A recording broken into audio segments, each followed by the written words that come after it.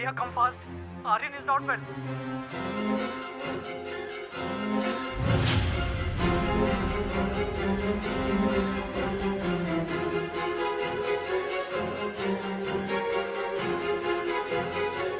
सनी दरवाजे पर रोहित का इंतजार कर रहा था।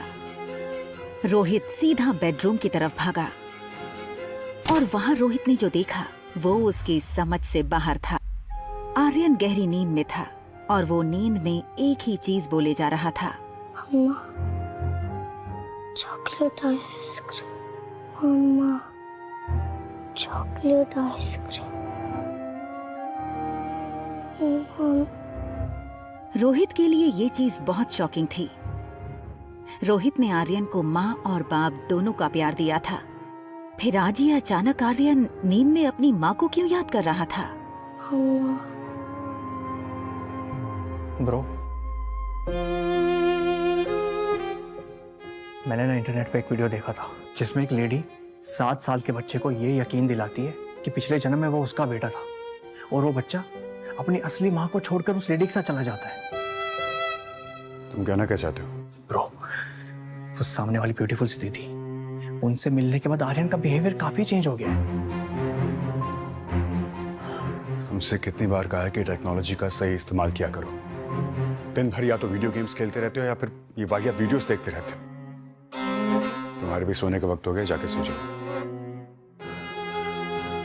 सनी की बात रोहित के दिल में शक गड़ा चुकी थी। क्या सचमुच वो लड़की आर्यन के इमोशंस के साथ खेलकर उस तक पहुंचना चाहती थी, या वो सिर्फ एक कोइंसिडेंस था? एक तरफ आर्यन के मुंह से मम्मी सुनकर रोहित परेशान था और दूसरी तरफ अनिका सोच रही थी कि आखिर उसके खोए हुए बेटे को कैसे ढूंढे, किससे मदद मांगे। इन 6 सालों में अनिका ने सारे गुमशुदा बच्चों की पूरी जानकारी इकट्ठा की हुई थी। अनिका उस इंसान तक पहुंचना चाहती थी जिसने उसके बेटे को हॉस्पिटल से किडनैप किया था, लेकिन कोई भी सुराग उसके हाथ नहीं लग रहा था।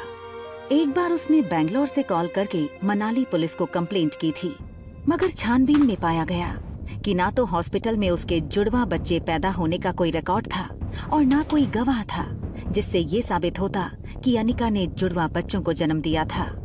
मैडम, जो बच्चा कभी जन्मा ही नहीं, वो गायब कैसे हो सकता है? वो ये सब सोच ही रही थी, तभी अनिका को याद आया कि उसकी स्कूल का एक दोस्त पंकज इन दिनों मनाली पुलिस में सब इंस्पेक्टर है। हेलो पंकज, अनिका बोल रही हूँ। Hi Anika, how are you? Anika ने पंकज को अपनी कहानी बताई कि कैसे एक आदमी ने डिलीवरी के तुरंत बाद हॉस्पिटल से उसका बच्चा चुराया था। प्लीज कुछ करो ना, कोई तो रास्ता होगा जिससे मैं अपने बेटे तक पहुंच सकूं। पंकज पहले से ही इस केस से वाकिफ था।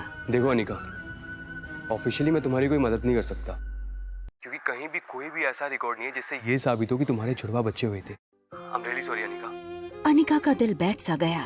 उसके बेटे तक पहुंचने की उसकी उम्मीदें कम होती नजर आ रही थीं। देखो अनिका, मैं एक बात कह सकता हूँ ऑफ द रिकॉर्ड, मनाली में जितने भी बुरे काम होते हैं, चाहे वो किडनैपिंग ही क्यों ना हो, उन सब के पीछे कहीं ना कहीं तुम्हारे ससुराल वालों का हाथ होता ही होता है। डोगरा खानदान।